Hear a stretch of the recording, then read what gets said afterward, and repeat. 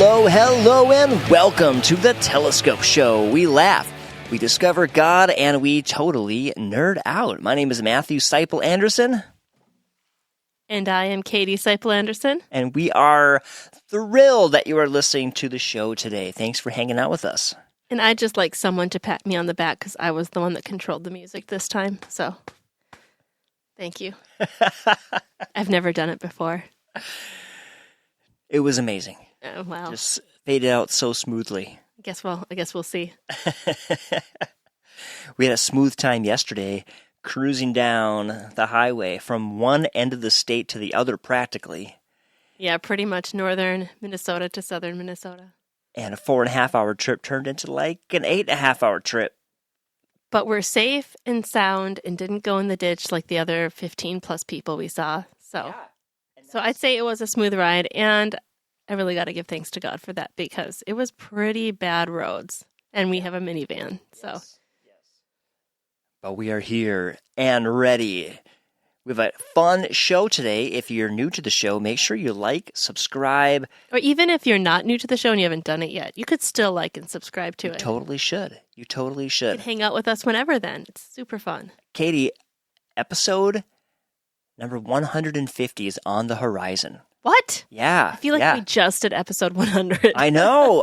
It's flown by. And so we're excited. We're brewing up an idea for a giveaway and how to work that. So listen to the next few episodes. We'll have instructions for how you can be a part of our giveaway for episode 150. We're going to give away some comics this time. Yeah, we've got like a little handful of comics that we can give away since we've kind of been on a comic theme the past few weeks. So Katie, you were telling me that you would like to smash our normal routine on this show. I don't think I quite used the word smash. Obliterate the normal routine on this show. I offered up a suggestion that maybe instead of Did You Knows, we would do Would You Rathers. How dare you? Our son got a Would You Rather book for his birthday or Christmas or something about a year ago. And we had a lot of fun as a family around the table doing Would You Rathers with the kids. So I thought maybe we can have some fun with you guys as well, doing some Would You Rathers. Would you rather team up with Wonder Woman or Captain Marvel? Wonder Woman. Yep, straight up Wonder Woman. But here's the thing. You really like Wonder Woman. Would you be too starstruck?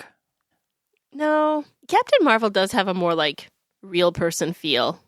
So she might be more fun to work with, actually. But she's also, like, Superman in her abilities. So I think I'd be a little more wowed and starstruck by that than I would be by Wonder Woman. I would ask Wonder Woman to bite something metal in half. Why? Because metal on my teeth gives me the complete EBGBs, and it would really impress me. I think that's about the weirdest thing. I think that even though Wonder Woman is probably one of my favorite movies and characters, I actually do think that for teaming up, I think it'd be fun to team up with Captain Marvel. Would you hop on her back and let her fly you around? I would actually want her to create like a little cart or something that she can like carry me around in. Okay. Like a balloon. Man. Like she's like the balloon and I'm like in the little basket and she's like carrying me around. That's how I'd like it. All right. That's good to know. I'm not going to like piggyback or something. That'd be a little weird. Well, Matt, would you rather be forced to sing along or dance to every single song you hear? Well, I mean... Think Barney. Cocomelon. I think I would probably choose to have to sing along with every song. You have pretty sweet dance moves, though. Well, I just don't know if the world's ready for that yet. I don't think it is. I don't think it ever will be. Today we have part 2 of our interview with Dr. Baron Bell and Daniel Hancock. These guys are two of the creators of Dominion. Dominion is a sci fantasy space opera inspired by the book of 1 Samuel in the Bible. Oh, and I should mention, it's a comic book. Send your kids and teens on a journey through the stars while promoting values you can trust. Star Wars meets Narnia in this timeless story that ignites the imagination. And this is a really, really awesome series. It's really well done. It's illustrated really beautifully, I think. And I think you're going to really enjoy this interview. Make sure you catch part 1 if you haven't done that yet. And here we go. I think the thing that will separate us from a lot of other Christian books, movies, whatever, is the fact that we come at it from fandom. I mean, we don't lead with our religion or anything. We start out as fans. You know, when I originally came up with the idea for Dominion, I came up with this idea when I was in grad school. I went to Regent University back in Virginia Beach, Virginia, part of the 700 Club CNN, CNN, CBN. Sorry, Wow, CBN. yeah. Not CNN, CBN. Very clearly distinct. And for my master's thesis, I had this idea for a story that was kind of Disney-esque, dealing with animals and dealing with space and fighting and all this other stuff, but I would infuse some biblical stuff into it. And so I had a lot of artwork drawn already. It had some little animation stills done for that. I put it on the table on the shelf for many, many, many years until after I'd written my first graphic novel, Radio Free America. And I wanted to do something because Radio Free America is a post-apocalyptic drama about war coming to the United States and the resistance being fought by a DJ in South Philly, who just so happened to be a black guy, and resistance and war and all that other stuff, and then using hip hop as a code to coordinate resistance fighters. And so I wrote that book. Ricka.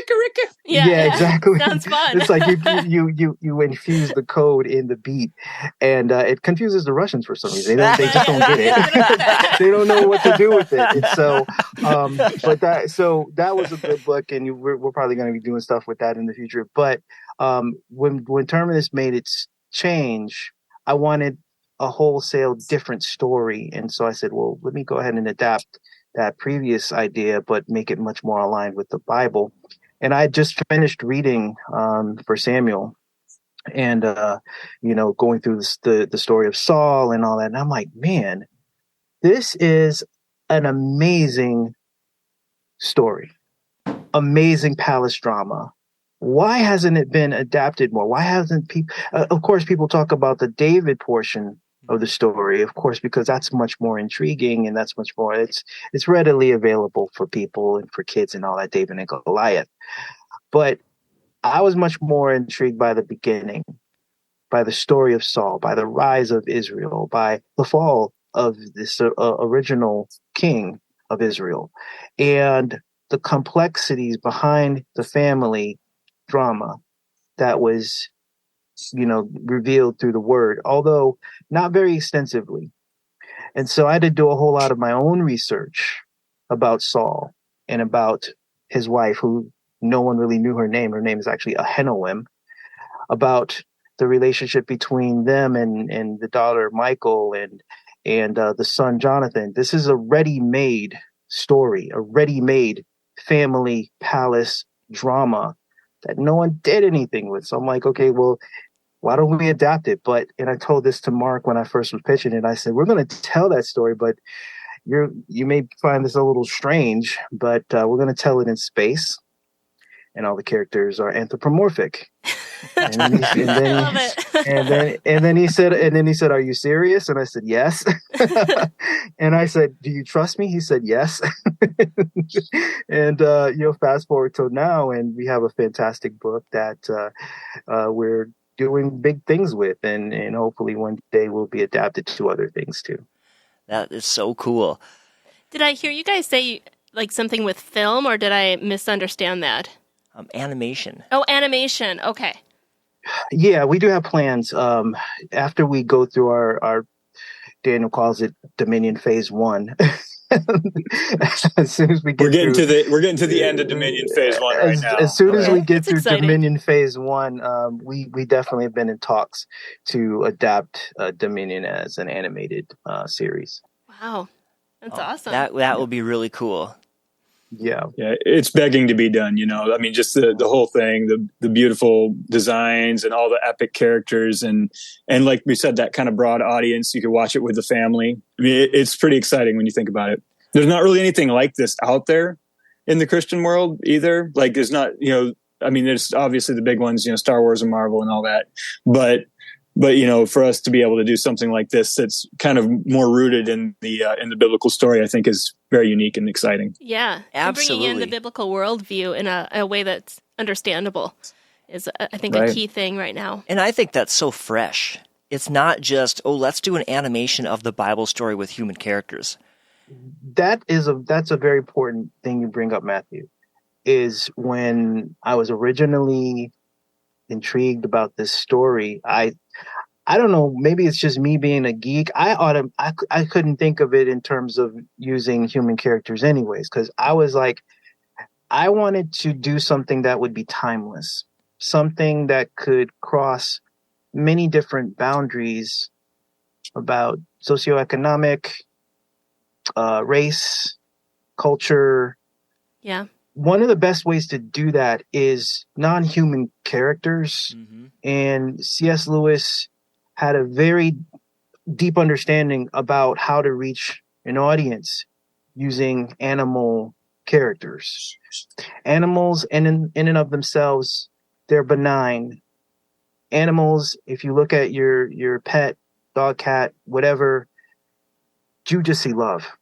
You just see love. You don't see judgment. You don't see, hatred. You don't see vindictiveness. You just see love. So what a great vehicle to then infuse humanistic traits that people can then see themselves within these particular characters. Absolutely. And I actually have never thought of it from that perspective before. That's kind of powerful. Yeah, it really is. We have fans all over the world, and we had this one person in Africa. I'm not sure if you remember this, Daniel, but we had a South African fan who loved the Lions because let me just say this way. They were thinking that I was equating the lion characters to blackness, Sure. black and all this other Yeah. stuff. Africa. And I'm like, if that's what you saw, that's great. Yeah. But that wasn't my intent. But part of the point of this is it's open to interpretation too, though. You but map yourself onto it, right? That's exactly the thing. My intent was not to espouse any particular race. Even though we're talking about Jewish characters, my intent was not to espouse a specific race. The lion is a symbol that was used in the Bible to represent royalty, the lion of the tribe of Judah. So that really was about that. But we have all sorts of characters. But, just because of the fact that you have the lion being the regal character and then the lizards and the reptiles being the evil characters, that doesn't mean that's always their archetype. Right. And that's the thing. It's like, so there's the way Daniel is crafting the story. It's kind of shifting, motives. We're going to deal with some of that. We're going to deal with that question, kind of ideology and all that. So what actually is a hero? What actually is a good character versus what actually is a bad character and all that. And then we shift kind of like meaning between symbols, and there's a whole lot of psychology that's going into this that we could probably do a paper on, Daniel, maybe later. Yeah, maybe we should. Psychology behind Dominion. Right. So do you guys have any quick teases for phase 2? Or is that all under lock and key and secret still? Well, we're still a ways off yet. We're about to release chapter 5 here this spring. So that's in the works right now. So we're in production on that, and our phase 1 will end at chapter 7. So we got a little ways to go yet. Okay. So yeah. But I will tell you that phase 1 will bring in the David and Goliath story. So that's what we're working on now. We're developing that, and so you should expect to see the kind of culmination of those little hints and stuff that we've been dropping through the chapters so far. Very cool. With that, do you have like a time frame for this at all? Yeah, what are we looking at, Baron? Well, by the end of the year, by the end of the year, we should have that. Volume 2, which will wrap up the whole story, will come out hopefully by Christmas. We also You have mean volume 3? Sorry, volume 2 will be out sorry, in the spring. Yeah, volume 2 is in the spring. Volume 3 will be by Christmas, and so then so we'll have those. And that's 7 chapters phase total. 1. Right? Yeah, that's all phase 1. But also there is a small spinoff that we're doing as well. Right. You want to tell them about that? Yeah. Okay. So it's kind of a spinoff. It's kind of a puzzle piece to the rest of it. But we're just this week getting together with the art team and everybody who's going to be working on this, and it's called Border Wars, Dominion Border Wars. And in it, we're going to be covering the Book of Judges. So we're going back in time, right, to the time of the judges. And so we're going to get to see some of those. But the really exciting thing about this whole story is that young David is, being trained by Samuel to take the throne eventually, right? He's already been anointed. He's being trained to do this. We haven't seen him in the Dominion story yet, right? He's not here yet. He's about to be, right? And that's what we're talking about. That's our phase 1 climax is kind of bringing him in. But the idea is like young David is being trained by Samuel. And in the process of this training, he inadvertently ends up being pulled into an archive technological device, and he ends up finding himself quantum leaped back into the Book of Judges. Oh, that's super fun. I love it. And so they become his mentors. The judges themselves become David's mentors for his future dealings with Saul and Goliath and so on. And so Gideon, Deborah, Ehud, Samson, Joshua, they're all going to be kind of peppered through the Dominion world in these kind of holodeck episodes, if you will. That's so cool. That's a great concept. The best part is the art team. Tell them about the art team, Daniel. Come Absolutely. So we've got like an amazing group working on this because so far, just this week, I've been sitting in meetings with the 2 Australian artists who were former Disney artists down there. They did our book that Terminus put out called Samson Rise. Mm-hmm. So if you want to look at that one on the website, or you can check it out, terminusmedia.com/Samson. You'll find that. And that book is incredible. And so they already covered one of the judges' stories, right, from their own project. And then we picked it up. So that's an incredible rendering of that, kind of like a more direct than what we're doing with Dominion. It's, more like a superhero story, but set in the Bible time. So these guys did that, but they've done all kinds of other amazing worked on multiple feature films for Disney back in the day in Australia. Yep. And that's amazing. And so that's Matt Baker and Daryl Pennington are the duo that worked on Samson, who will be helping with working on Border Wars as well. But we also have Rob Stotts, who's come on as an art director for the Border Wars series. And he is, Baron, you know what he's done. He's done like a whole bunch. He's an OG, DC Comics guy. He's really, but Marvel, Mad Cave. Marvel, yeah. And the good thing about these guys is they're all brothers in Christ. They're all believers. Yeah. We all share the same mission. But I want to tell you this real quick. We in addition to that, we are actually going to be doing a graphic novel adaptation of the life and times of Frederick Douglass. Oh, So we do more than just the kind of sci-fi stuff and the biblical stuff. We're actually getting more into historical fiction and other things like that. Yeah. So that's going to be a real great project. We're partnering with the Frederick Douglass Foundation in DC, and it's going to be a fantastic tribute to the memory of Frederick Douglass, but telling the story in a way that new generations can love it. So we're really excited about that. That's awesome. Terminusmedia.com/North Star. For that one, that's the name of it, the North Star. Okay. So check that out, and then please follow us on social media, like and share, and all that fun stuff, and check out the book. What's your check website? Out Dominion. Terminusmedia.com.